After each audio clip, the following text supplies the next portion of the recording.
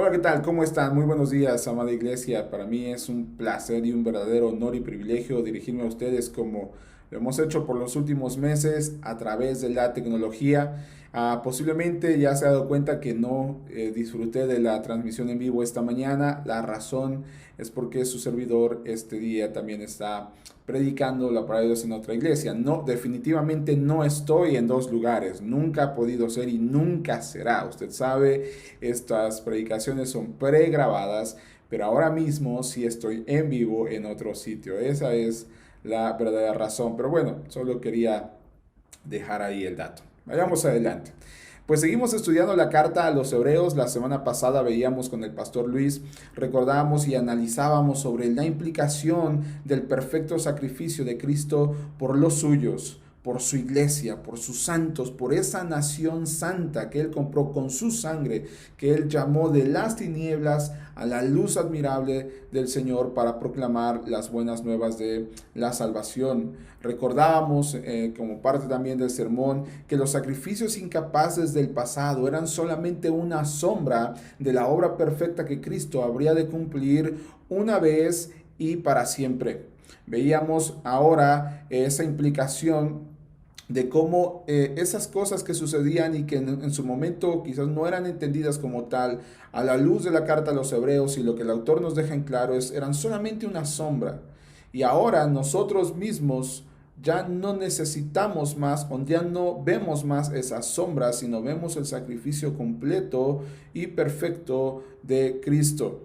Ahora, durante esta mañana, desde el verso 11 hasta el verso 18 del capítulo 10 de la carta a los Hebreos, veremos la implicación, el alcance que ahora tiene ese sacrificio perfecto en aquellos que Jesús, que el Padre llamó, en aquellos que Él llamó y asimismo perdonó, en aquellos que Él perdonó, que perfeccionó y que continúa santificando. Muy bien.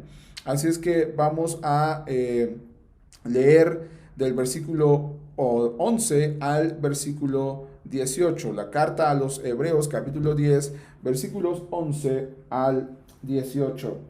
Dice la palabra de Dios: ciertamente, todo sacerdote está de pie, día tras día, ministrando y ofreciendo muchas veces los mismos sacrificios que nunca pueden quitar los pecados. Pero Cristo, habiendo ofrecido un solo sacrificio por los pecados para siempre, se sentó a la diestra de Dios, esperando de ahí en adelante hasta que sus enemigos sean puestos por estrado de sus pies. Verso 14. Porque por una ofrenda Él ha hecho perfectos para siempre a los que son santificados. Pues mediante esta única ofrenda Él perfeccionó para siempre a los que está haciendo santos. También el Espíritu Santo nos da testimonio porque después de haber dicho: este es el pacto que haré con ellos después de aquellos días, dice el Señor, pondré mis leyes en su corazón y en su mente las escribiré. Añade: y nunca más me acordaré de sus pecados e iniquidades. Ahora bien, donde hay perdón, remisión de estas cosas, ya no hay ofrenda por el pecado. Esta es la porción que estaremos estudiando a lo largo de esta mañana, así es que concentrémonos directamente en los primeros dos versos. Note que en el verso 11 dice ahí: ciertamente todo sacerdote está de pie día tras día, ministrando y ofreciendo muchas veces los mismos sacrificios que nunca pueden quitar los pecados. Note cómo el autor de la carta a los Hebreos en este versículo 11 describe la ardua tarea que los sacerdotes levíticos llevaban a cabo día y noche. Esa incansable y desgastante labor de estar ahí presentando todos los mismos sacrificios día a día. ¿Les suena esto familiar? ¿Ha intentado o ha conocido al primo de un amigo que intenta incansablemente ganar el favor de Dios a través de sus propios méritos y en ocasiones a través de las buenas obras? Esta imagen de los sacerdotes levíticos, esta ilustración, esta narración que el autor de los Hebreos hace, me hace recordar, mis queridos hermanos, nuestra incapacidad, la incapacidad del hombre por llegar al cielo a través de sus buenas obras. Posiblemente usted o alguien aquí se sienta así hoy. Posiblemente en su mente siga la idea fija de que Dios le recibirá en su gloria porque pues usted lleva ya 2 días sin mentir, 2 días sin robar, lleva ya 72 horas sin maquinar pensamientos obscenos, grotescos o pecaminosos en su mente. Lamentablemente, esto es insuficiente. Las buenas obras son incapaces de limpiar el pecado. Y estos sacerdotes son una muestra de eso. Sin duda alguna, los sacrificios podrían tomarse como esas buenas obras que ellos estaban haciendo y que eran ordenadas y realmente iban más allá. No son comparables a buenas obras porque eran más allá que buenas obras. Eran un sacrificio. Era la sombra, era la muestra de lo que habría de venir. Y ni aún eso era suficiente para que pudieran ser sus pecados limpiados. Si yo vistiera una camisa blanca esta mañana, por ejemplo, y derramara sobre ella vino, indudablemente se mancharía y quedaría esa parte aquí. Ahora, si yo después de este momento de haber derramado el vino en mi playera, en mi camisa, me vuelvo la persona más cuidadosa sobre la faz de la tierra, y por los próximos 20 años no vuelvo a derramar ni una sola gota sobre esa camisa, pregunta, ¿esa primera mancha desaparecerá? El simple hecho después de haber regado el vino en esa playera, el simple hecho de ser cuidadoso, de no volver a regar, ¿va a hacer que esa mancha desaparezca? Definitivamente no. Porque las buenas acciones no son suficientes para limpiar esta primera falta.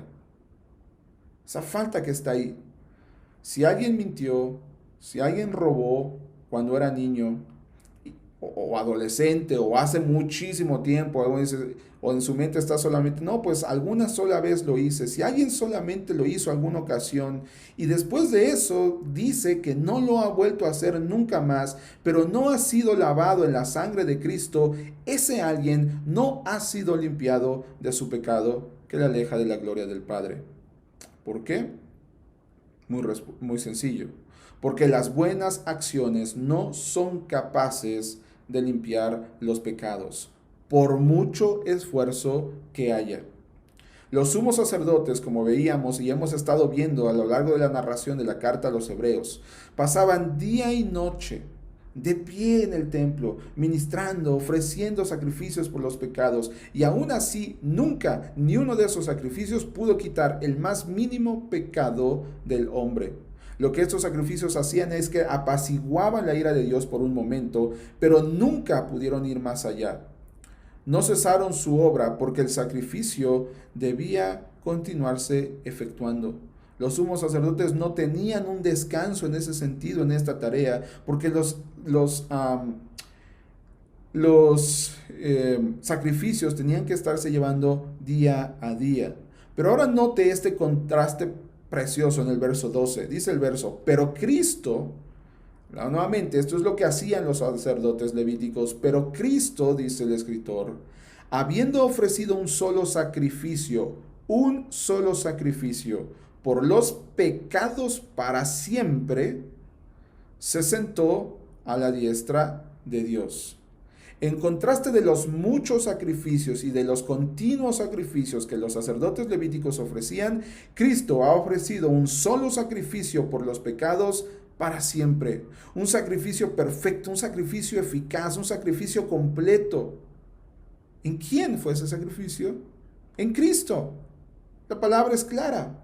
Y si alguien dudaba de su efectividad al momento de que estaba leyendo la carta, el autor de los Hebreos pone ahí claramente una frase contundente. Y el autor dice, tan el sacrificio fue efectivo, tan el sacrificio fue eficiente, tan el sacrificio fue perfecto, que inmediatamente después de haberse culminado, de haberse consumado ese sacrificio, Cristo se sentó a la diestra de Dios. No está más de pie ofreciéndose en sacrificio. No está más día tras día ofreciendo el perdón. Lo hizo una sola vez para siempre y después de eso, Él descansa a la diestra de Dios. Obviamente, como hemos visto también, no es un descanso de estar de brazos cruzados ahí y estar viendo qué pasa, ¿no? Es un descanso en el que Él está intercediendo por nosotros, en el que Él está velando por su iglesia. Él es un descanso que da una muestra de la culminación de su sacrificio perfecto. La obra estaba hecha en la cruz. No hubo ni habrá necesidad de una repetición más. En la cruz del Calvario, nuestro Señor Jesucristo exhaló y a gran voz dijo: consumado es, sellando así el nuevo pacto eterno con su sangre, como hemos visto también en la misma carta. No necesitamos, no existe un sacrificio, no hay necesidad de algo más que sea capaz de superar la excelsa obra de Cristo en la cruz. Grabe eso en su mente. Él lo ganó todo, y no solo eso, Él lo perdonó a usted, me perdonó a mí, perdonó a todo su pueblo en la cruz del Calvario para la gloria de su nombre. Podemos descansar en Él. Vamos adelante, dice el verso 13. Esperando de ahí en adelante hasta que todos sus enemigos sean puestos por estrado de sus pies. Fiel a su estilo que ha venido siguiendo el escritor de la carta a los Hebreos, hace ahora una cita de lo que conocemos como el primer versículo del Salmo 110. Usa esta cita con la intención de recalcar el triunfo de Jesús, su posición soberana y el dominio a la diestra del Padre, esperando el momento final de la caída de su último enemigo. En este sentido de las cosas por venir, de las cosas por cumplirse pronto y de las cuales sucederán, el apóstol Pablo en la primera carta a los Corintios, capítulo 15, verso 16, escribe: y el último enemigo que será eliminado es la muerte. En el contexto de esta carta a los Corintios está escribiendo acerca de las cosas que vendrán, de las cosas que sucederán, de las cosas que veremos y de las cuales seremos testigos cuando el Señor vuelva por su iglesia. Dice, y el último enemigo que será eliminado es la muerte. En ese sentido, entonces, el autor de la carta a los Hebreos hace esta cita del Salmo 110, verso 1, casi literalmente la escribe y dice que Él está ahí a la diestra de Dios sentado, demostrando que su obra ha sido culminada, intercediendo por su pueblo hasta que sus enemigos sean puestos por estrado de sus pies, hasta que el último caiga, que en este sentido, como nos enseña Pablo en la primera carta de los Corintios, será la muerte. La obra está hecha. Cristo pudo sentarse a la diestra de Dios sin la necesidad de hacer más sacrificios. Recuerde, un solo sacrificio eficaz fue suficiente.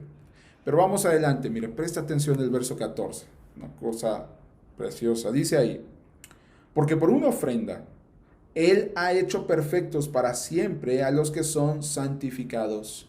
Porque por una ofrenda Él ha hecho perfectos para siempre a los que son santificados. Una primera pregunta con base en este texto es: ¿cuál es la ofrenda que el autor hace mención en este texto? Pues ¿cuál podría ser esa ofrenda sino el sacrificio de Cristo, el sacrificio perfecto, el sacrificio en la cruz?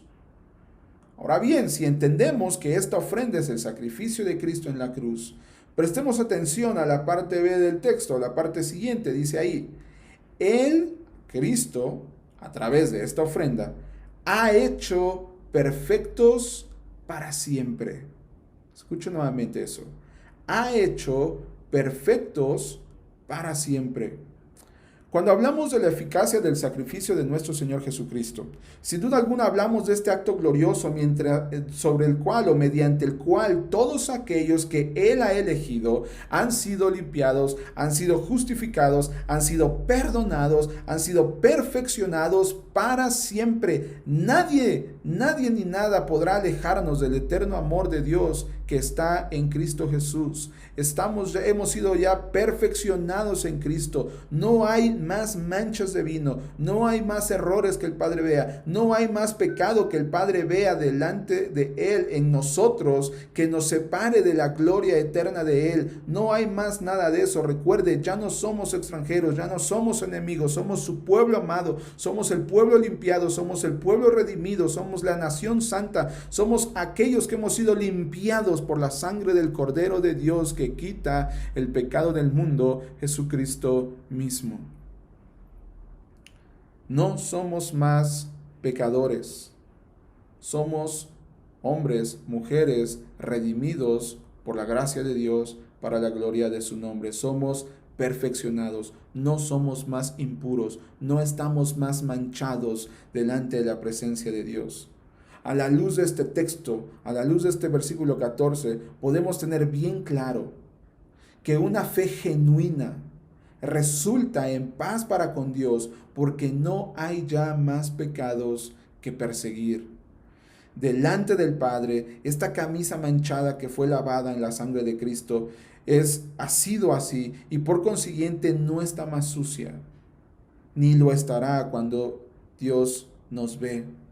Lo que Él ve ahora es al hombre, a esa mujer que Él ha elegido, que Él ha llamado a través de la obra perfecta de Cristo consumado en la cruz, y en ese sentido nos ve perfectos por los méritos de Jesús.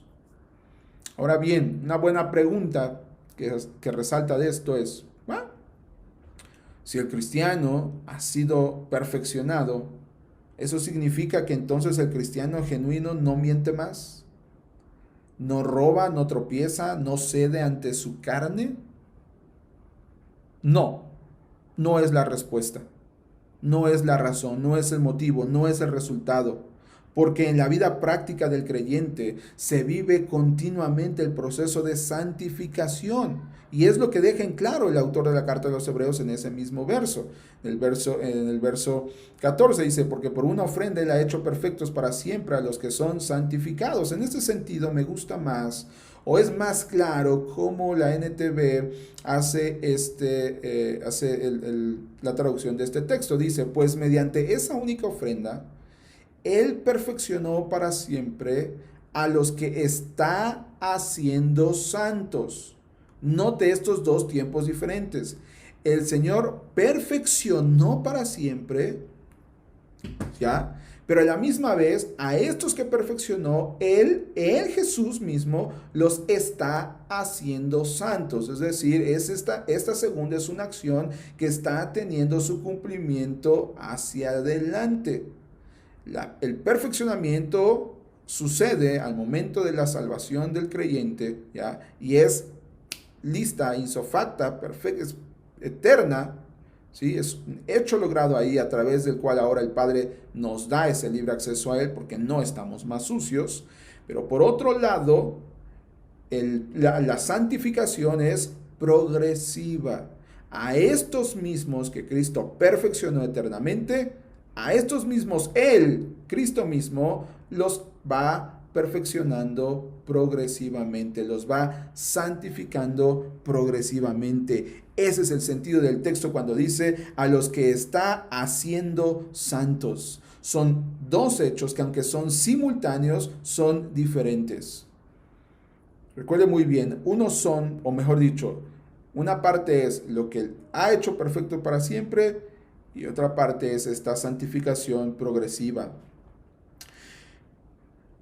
Es decir, en este sentido, mis queridos hermanos, los creyentes en Cristo, los que han sido salvos, esta nación santa que Cristo compró por su sangre, está desarrollando una santidad, ojo aquí, y esta santidad se muestra en la repulsión al pecado, en aberración hacia el pecado. En eso consiste ese progreso de santificación. Así que tampoco no son que ya no mientan, discúlpeme, así que no son los creyentes verdaderos, no son solamente aquellos que ya no mienten, que no se emborrachan, que no pecan. No, no es eso. El sentido del texto es dejar en claro que estos que Él perfeccionó, pues tampoco son aquellos que pecan deliberadamente. Porque tampoco esto es una licencia para pecar. No es como decía el apóstol Pablo, que abusaremos del pecado para que la gracia abunde. De ninguna manera expresó el apóstol. Entonces, si bien es cierto que hay un proceso de santificación, tampoco podemos, una santificación progresiva, tampoco podemos pensar o confundir esta santificación progresiva con un permiso para pecar deliberadamente, mucho menos con el deseo y con la tranquilidad de pecar deliberadamente. ¿Por qué es así? Sigamos adelante en el texto. Verso 15 dice, también el Espíritu Santo nos da testimonio, porque después de haber dicho, este es el pacto que haré con ellos después de aquellos días, dice el Señor, pondré mis leyes en su corazón y en su mente las escribiré. Añade, y nunca más me acordaré de sus pecados e iniquidades, dice el verso 17. ¿Por qué un cristiano genuino, por qué un creyente genuino no puede pecar deliberadamente? ¿Por qué el pecado no puede seguir siendo una parte natural del creyente, de aquel que ha sido salvo en el nombre de Jesús? La respuesta está aquí porque el mismo Espíritu Santo da testimonio de que una vez que hemos sido santos, perfeccionados en Cristo, y una vez que hemos sido salvos, ha escrito la ley del Señor en nuestro corazón y en nuestra mente.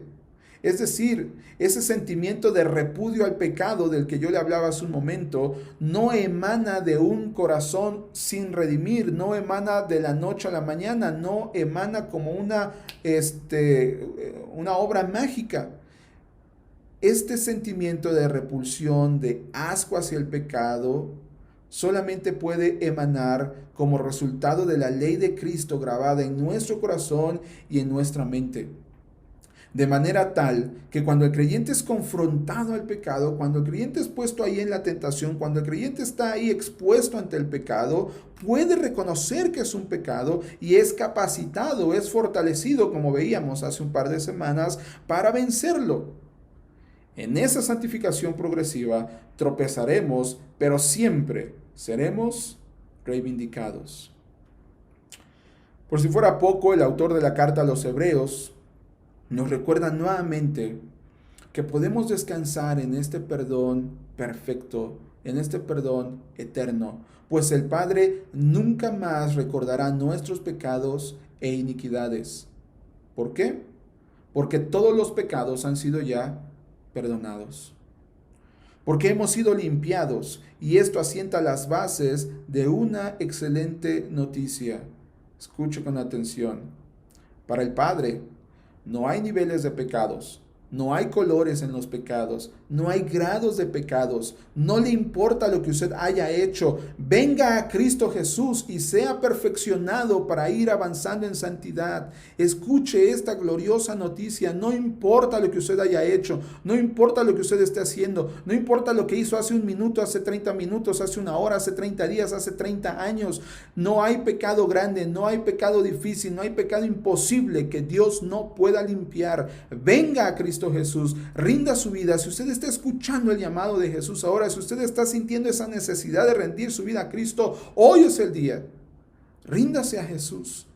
Arrepiéntase de sus pecados, arrepiéntase de su maldad y entréguese a Cristo. Deposite su fe en Cristo para el perdón de sus pecados y el Señor lo perdonará. Y no solamente eso.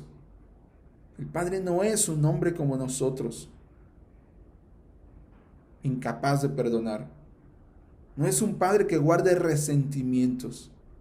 No es un Padre que tenga una libretita de rencores que esté ahí nada más diciendo, ahora sí vienes a pedirme eso, pero el 15 de enero del 2015 estabas en... No, ese no es el Padre que tenemos. El Padre que tenemos, que nos muestra la palabra de Dios, dice en el verso 17, es aquel Padre que ha hecho esta promesa de perfeccionarnos, de santificarnos en Cristo, de grabar su ley en nuestro corazón, en nuestra mente y decir, y nunca más me acordaré de sus pecados e iniquidades. Y nunca más es nunca más. Al contrario, en lugar de estarte recriminando, como decimos en México, en lugar de estarte echándole en tu cara, te voy a ayudar, te voy a proveer, te voy a fortalecer para que puedas vencer ese pecado. Qué gran Padre tenemos. Alguna vez un filósofo mexicano exclamó, me encantaban los tacos de machitos hasta que me volví carnicero. Otra vez. Me encantaban los tacos de machitos hasta que me volví carnicero. ¿Qué es lo que esta frase chusca expresa? Esta frase expresa la idea detrás de que pues este hombre en su ignorancia, cuando no sabía de dónde provenía este singular platillo mexicano o este singular taco mexicano, pues simplemente lo disfrutaba por el sabor tan particular y la forma en la que era preparado y acondicionado ahí, ¿no? Y servido y con su salsita y todo eso. Porque en su ignorancia no sabía de qué parte de la res provenía. Pero cuando el hombre se volvió un carnicero y supo cuál era la fuente de esta materia prima para hacer esos deliciosos tacos, por más ricos que supieran, cuando él entendió y vio y conoció, y en su momento él mismo sacó de la res, desarrolló repulsión ante estos tacos. Es por eso, mis amados hermanos, que un cristiano pro aborto, un cristiano pro LGTB, un cristiano pro machismo, un cristiano pro feminismo, un cristiano pro ecumenismo es una contradicción. Un cristiano que cree que todos los caminos llegan a Roma, un cristiano que cree que todos los estilos de vida son tolerables o soportables o que Dios no es tan malo para enviar a alguien al pecado, erra completamente, es una contradicción. En la ignorancia de vivir sin Cristo, este tipo de cosas son naturales. Cuando una persona no tiene el conocimiento de la palabra de Dios y sobre todo no tiene el Espíritu Santo de Dios en sí mismo que le dé esta guía, este tipo de cosas son naturales. Apoyar el aborto y ponerse ahí a filosofar de en qué ocasiones sí, en qué ocasiones no, por qué, por allá. Apoya actos absurdos machistas, apoya actos absurdos feministas, apoya actos absurdos pro homosexualidad o tolerancia sexual y este tipo de barbaridades que la Biblia condena. En su ignorancia, en la ignorancia de vivir en Cristo esto es posible, pero cuando hemos venido al conocimiento de su verdad, cuando hemos venido a la luz admirable de Cristo y su ley es escrita en nuestra mente y en nuestro corazón, no podemos andar en el mismo camino ni perseguir otro fin que no sea la gloria de Cristo. El final del texto es contundente, verso 18. Donde hay perdón de pecados, ya no hace falta ofrecer más sacrificios.